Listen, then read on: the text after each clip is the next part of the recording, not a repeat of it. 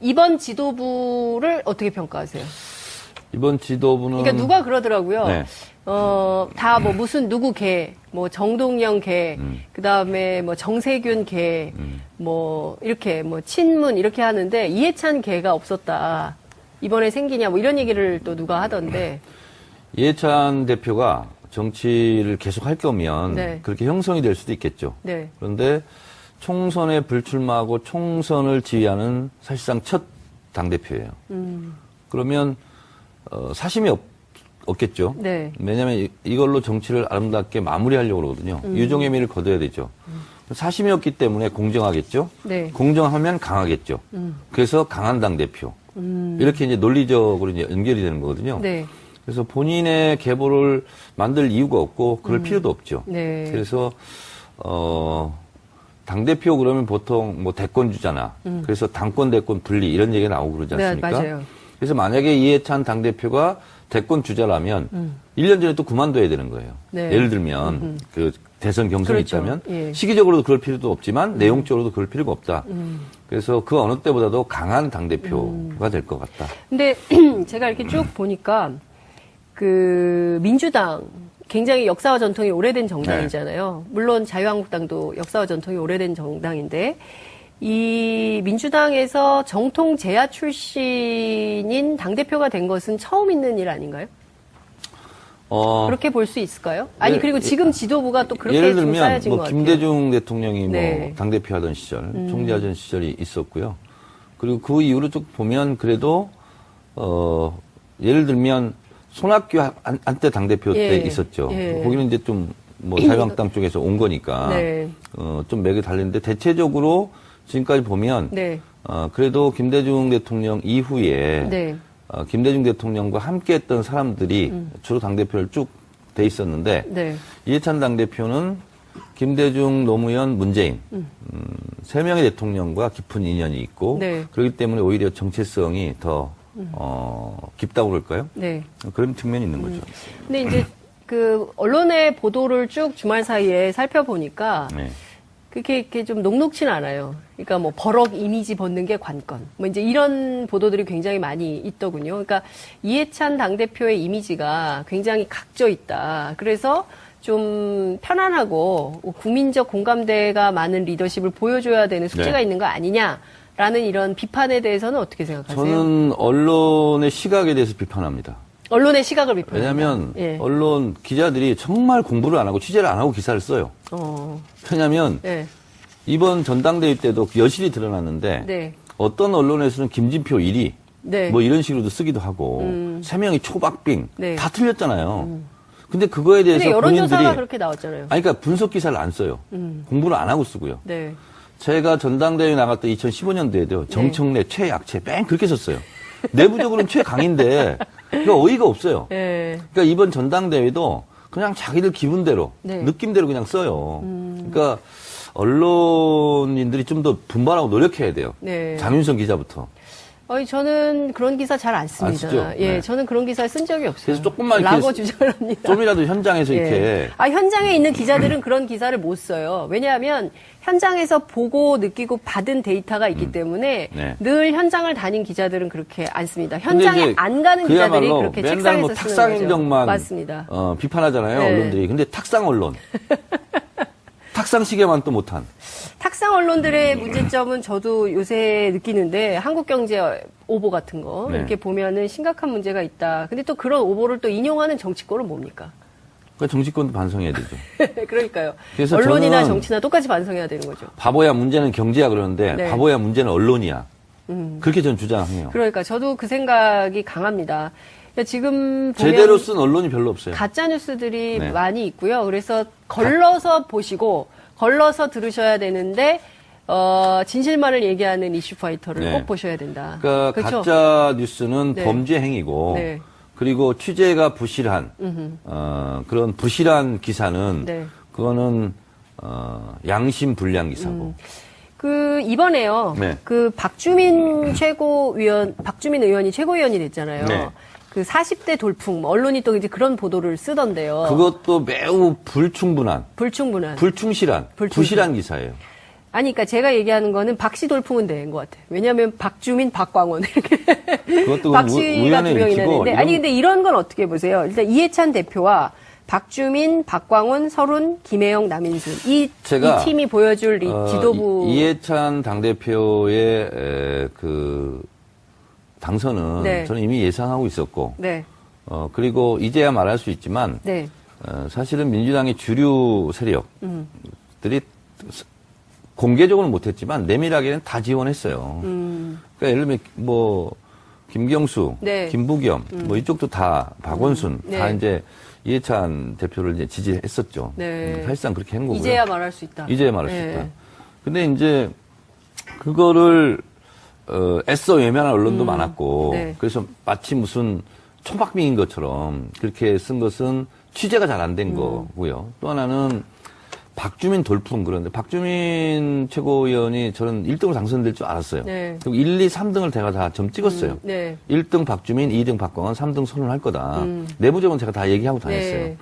그런데 박주민 최고위원이 잘했고 그리고 1등을 했으니까 각광을 받는 건 사실인데 네. 당대표 최고위원이 분리됨으로써 최고위원 선거가 사실상 2부 리그로 네. 전락한 그런 아쉬움이 있어요. 네. 이게 장단이 다 있죠. 그러니까 원트랙에 사냐 투트랙에 사냐. 그래서 영향력 있고 다선 의원들이 최고위원 다 출마 않고 네. 당대표 쪽으로 다 몰렸죠. 네. 그걸 보고 이제 상향 지원한 거죠. 근데 만약에 그런 일이 없었다면 지금 결과는 많이 달랐을 거다. 네. 그런데 결과적으로 종합적으로 봤을 때 노장청이 조화를 이룬 그렇죠. 그러한 지도부가 구성이 됐다. 네, 그러니까요. 저는 어찌됐든 좀 새롭게 2020년, 총선을 앞두고 민주당 지도부가 좀 새롭게 좀 뭔가 할 수 있는 여력을 갖춘 그런 지도부가 아닌가 이런 판단을 그러니까 상대적으로 해보는데. 어떤 언론도 얘기하지 않았지만 지금 최고위원 지도부와 이해찬 당대표를 봤을 때 네. 그런 면면을 봐서도 당대표의 권한과 영향력이 훨씬 더 강화됐다. 이렇게 볼 수 있는 거죠. 이제 그 수락 연설문 보면 세 가지 강조했잖아요. 첫 번째는 원팀과 단결. 네. 그죠? 두 번째는 민생경제 연석회의를 하겠다. 그리고, 뭡니까. 그 소득주도 성장에 기반한, 경제 모델 만들겠다. 복지국가. 수락 연설문에서 건설하겠다. 이제 그렇게 담았고 또 다 담지 하나는 못한 게 이제 뭐 시스템 네. 공천 네. 그리고 권리당원의 권리 강화. 예, 그게 세 번째죠. 네, 그러니까 그렇습니다. 이를테면은 당혁신. 당혁신. 20년 네. 20전 집권 플랜. 예, 예. TF를 만들겠다. 이런 게 쭉 있죠. 그래서 이제 본인이 어쨌든 30대에 정치권에 입문해서 네. 오늘 어떤 기사 보니까 한겨레 신문 기자하고 싶었다고. 근데 네. 이제 영입이 된 거죠. 재야 인사 평민년으로. 네.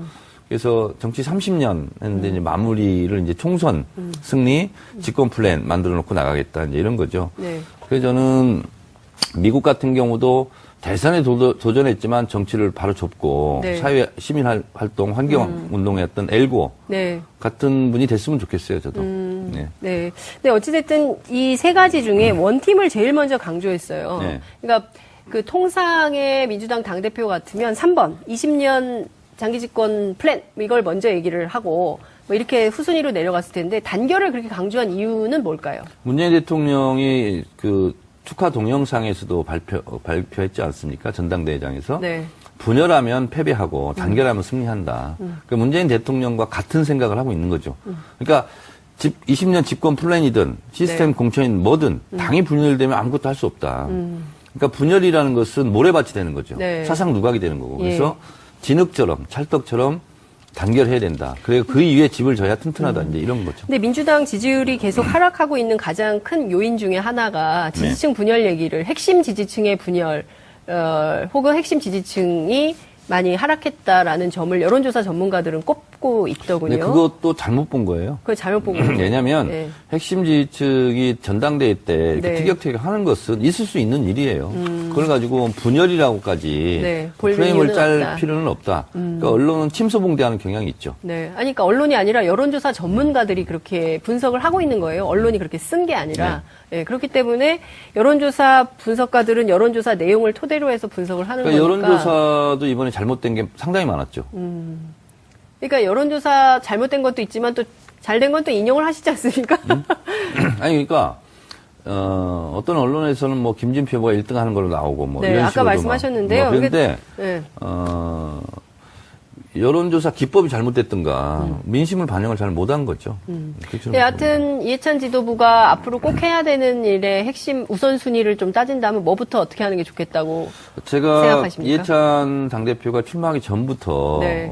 차기 당대표의 조건이란 글을 쓴 적이 있어요. 네. 그게 뭐냐면 첫 번째는 뭐냐면 강력한 카리스마 그리고 경험과 경륜 네. 그리고 어쩌면 야권발로 진행될 수 있는 인위적인 정계 개편에 대한 전국 주도권 그리고 문재인 대통령과의 완벽한 코드 네.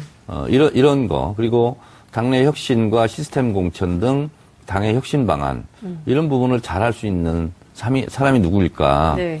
저는 뭐 이해찬 당시 전 총리를 꼽았어요. 네. 근데 이제 그런 부분을 경험이 많다 보니까 어느 누구보다도 위기 대처 능력이 좀 있을 것 같고 네. 그리고 당에 30년간 있었기 때문에 네. 우리 당의 문제도 잘 알고 있을 거고 근데 어쨌든 전당대회 이후에는 뭐 후유증이라는 게 좀 있지 않겠습니까? 네. 근데 그런 부분을 먼저 복원을 하겠죠. 그래서 야당은 협치를 하겠고 네. 당내에는 소통과 탕평책을 쓰겠다. 이렇게 지금 얘기하고 있죠. 네.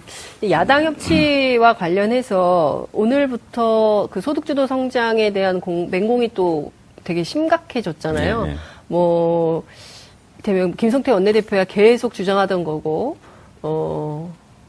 이런 가운데 어떤 방식으로 협치가 가능할까? 오늘 뭐 만나신 것 같더라고요. 우선 5당 당대표 네. 회의를 하자. 네.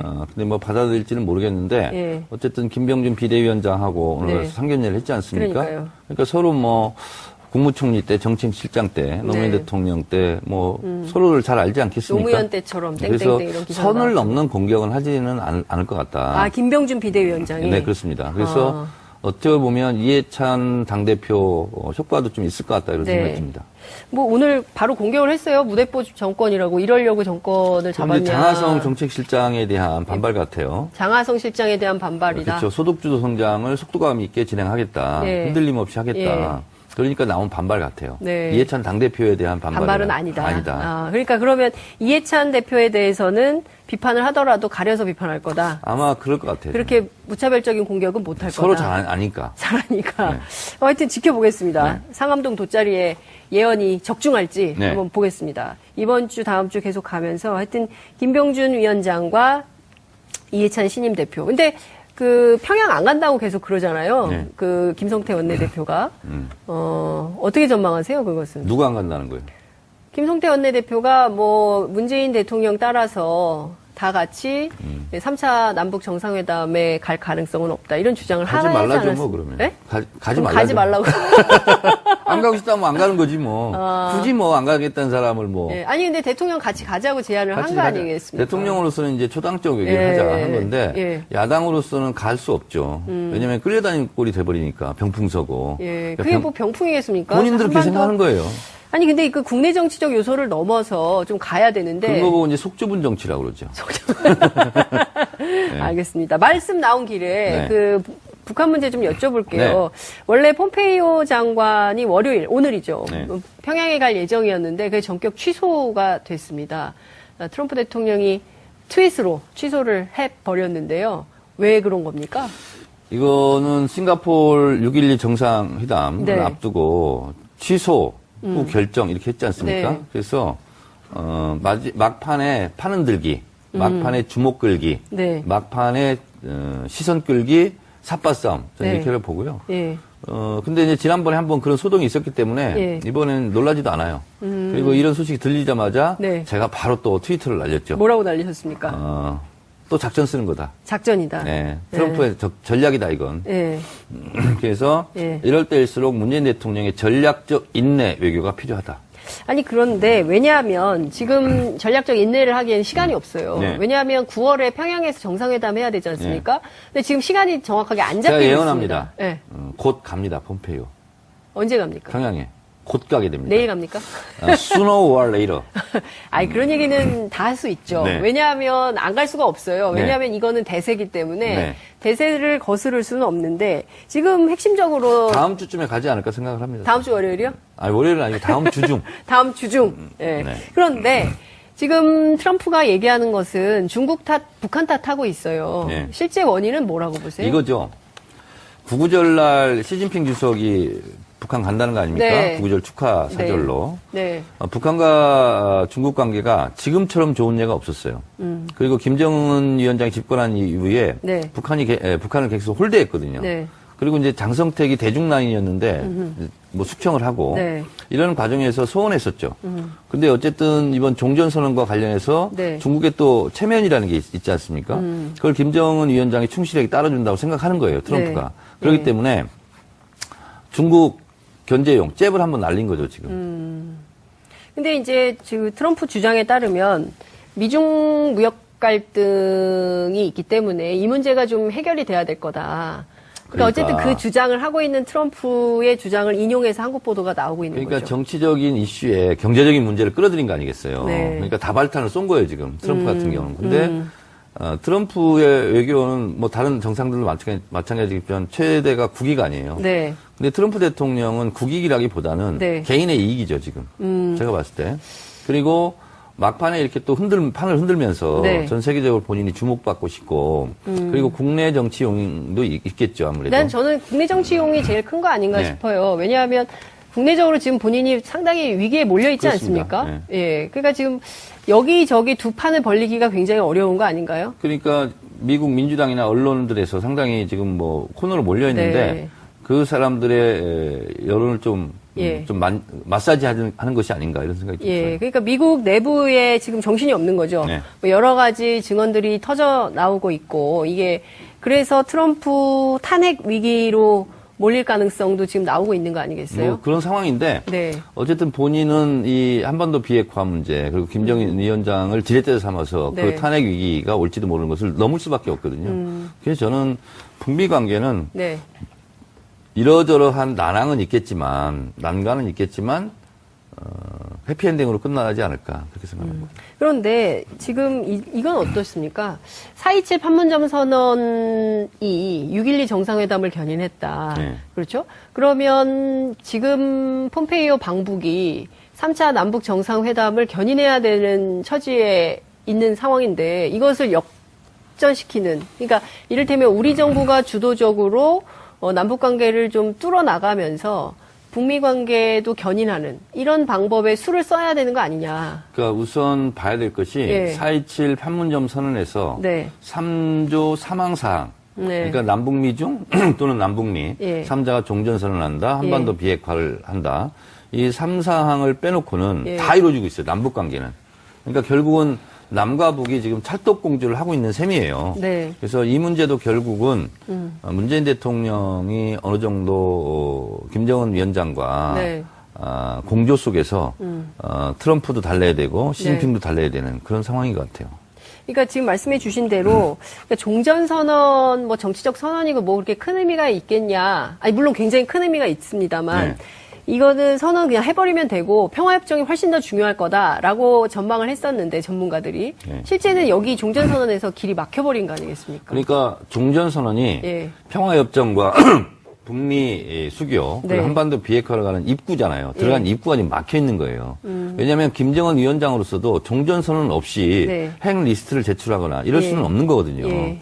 그래서 이 부분은 트럼프가 양해를 해야 될 상황이지 않을까 저는 그렇게 생각을 합니다. 이건 어떻게 보십니까? 8월에 개성 연락사무소, 남북 공동 연락사무소 연다고 했어요. 네.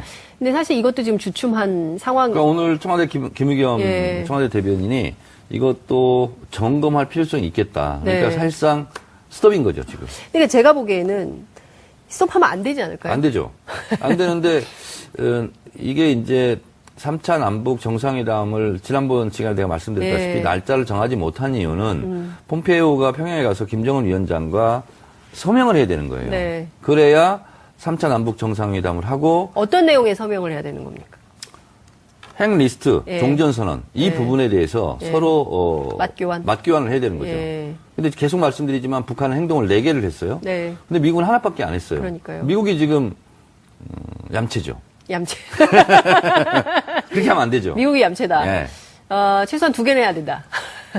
아니 선언 같이 해야죠. 행동 대 행동 했으니까. 예, 그렇죠. 행동 대 행동, 말 대 말. 이렇게 그렇습니다. 해야 되는데 미국이 지금 말만 하고 행동이 안 나서니까 그렇습니다. 예. 좀 답답하다. 네. 이런 말씀을 좀 주셨는데요. 아니 그러니까 북한으로서는 카드를 4장을 던졌어요. 네. 근데 북한은 한 장만 던져놓은 아니, 거야. 미국이 한 장만 예. 던진 북한이 거지. 4장 던졌는데 미국이 한 장밖에 안 던진 거죠. 예. 그럼 이건 불공평한 거죠. 그렇죠. 그러니까 예. 종전선언 카드를 내놔야죠. 예. 그런데 미국이 계속 안 하고 있으면 우리가 그냥 미국이 안 하고 있네. 어쩔 수 없다. 이렇게 있어야 됩니까? 아니면 우리가 적극적으로 외교에 나서야 됩니까? 우리가 그러니까 미국을 설득하는 수밖에 없어요. 어떻게 설득해야 될까요?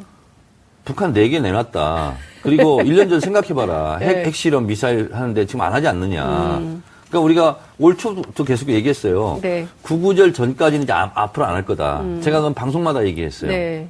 왜냐하면 북한으로서는 이미 6차 전원회의에서 네. 핵 경제 병진 노선에서 핵을 뺐어요. 네. 경제 발전으로만 이제 깃발 들고 간다는 거 아니에요. 네. 그리고 그건 북한 전체 인민들에게 김정은 위원장이 천명한 거예요. 공개 천명. 이번에 유소년 축구대회 갔다 온 분들 있잖아요. 네. 평양에. 그분들이 다 확인한 거예요. 네. 개혁개방은 이미 정해진 노선이고 그렇습니다. 여기서 돌이킬 수 없는 그렇죠. 수준인 것 같다. 그러니까 서로 예. 동보적 조치를 해야 되는 거죠. 같은 걸음으로. 그렇죠. 근데 북한은 4걸음 앞에 갔는데 가다 보니까 옆에 안 보여요. 뒤돌아보니까 저기 한 발짝만 뛰고 있는 거예요. 그러니까 미국이 이것은 잘못하는 거죠.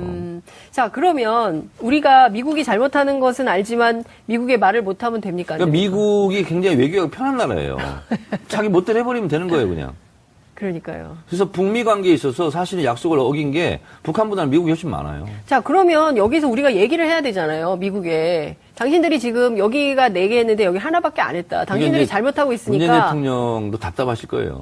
이게 답답해만 하고 있는 게 왜냐면 아니- 힘만 가지고 있지 논리적으로 안 맞는 행태를 계속 하니까. 네. 근데 어떻게 하겠어요? 이런 건 어떻습니까? 우리 정당들이 가능성이 있을진 모르겠지만 미국의 조야를 설득하는 미국의 정치에도 미국의 이를테면은 공화당도 만나고 민주당도 만나고 예? 그런 게 이제 도움이 많이 되죠. 그런 역할을 우리 정치권이 해야 되지는 않겠습니까? 근데- 초당적 협력. 근데 이제 지금 야당들의 행태를 봐서 그러기는 좀 쉽지 않을 것 같고.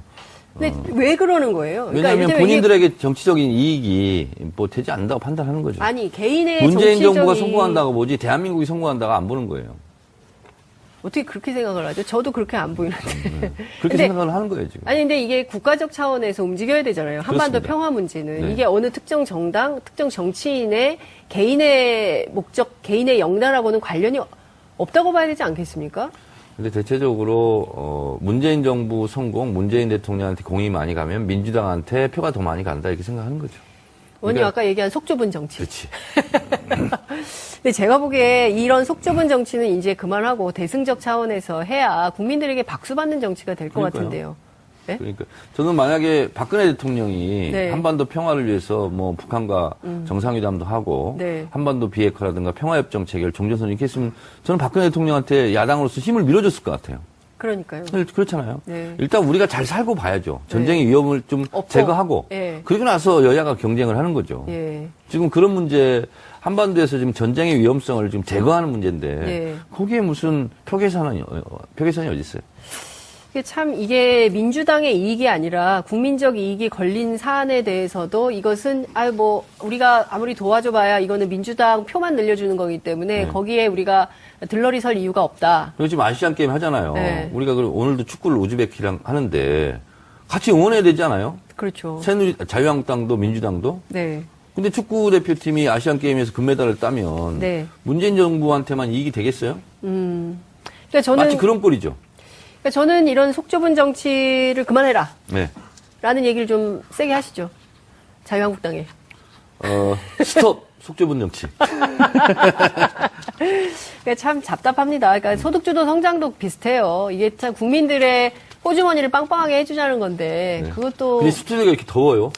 이제 에어컨을 잘 안 트는 것 같아요. 아, 그래요? 아니요, 근데 이게 그 조명 때문에 계속 그렇습니까? 더운 겁니다. 이제 마무리를 해야 될 시점이 됐기 지금 비가 때문에. 온다고 지금 에어컨 안 틀은 것 같아요. 아니요, 뭐, 비 온다고 해서 에어컨을 안 트는 것은 아닌데, 모르겠습니다. 제가 저 TBS 관계자에게 여쭤보겠습니다. 여하튼, 참 답답한 시대가 또 지나가고 있습니다. 새로운 정치가 참 어렵구나. 국민적 그러니까, 답답함을 좀 해소하는. 답답한 속 시원한 정치가 정치. 아니라 답답한 정치가 아니라 답이 있는 정치가 네, 됐으면 속이 좋겠어요. 좀 시원한 정치. 그렇습니다. 속이 좀 넓은 정치를 네. 좀 기대해 보겠습니다. 오늘 말씀 여기까지 듣겠습니다. 고맙습니다. 네.